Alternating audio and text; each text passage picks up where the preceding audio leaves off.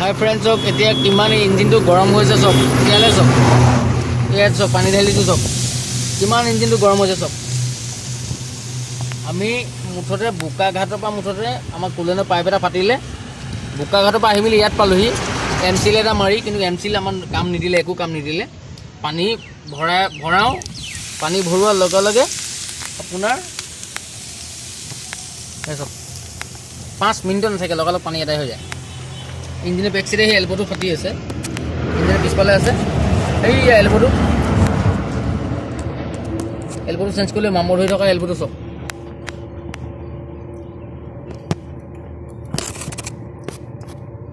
M চিল মাৰিছিলোঁ M চিল নৰৈছিলে তো তেনেকৈ কৰি মেলি আমি কেনেকৈ আহি আছোঁ ধৰক আমি 4 নম্বৰত বা 5 নম্বৰত লগাই অকণমান স্পীড যাওঁ চেবুলেট স্পাৰ্ক হয় পেট্ৰল অকণমান স্পীড যাওঁ যোৱাৰ লগে লগে আমি আকৌ গিয়াৰ নিউট্ৰেল কৰি দিওঁ চাবিটো লাহেকৈ কাটি দিওঁ তেনেকৈ কৰি আহি মেলি আহি পালোঁ আমি তেজপুৰ পালোঁহি আৰু আমি 80 কিলোমিটাৰ আৰু যাব আছে সেইটো অৱস্থাতে লৈ যাম এতিয়া আমি ঠাণ্ডা হোৱাৰ পাছত পানী অকণ ভৰাম পানী দুবটলমান ভৰাই মেলি যিকণ খাই আৰু তাৰপিছত আকৌ এটা হিচাপত গৈ থাকিম মানে সেইটো ষ্টাইলতে মানে দবাই গৈ মেলি গৈ থাকিব 60 মানত তুলি লৈ মেলি লাহেকৈ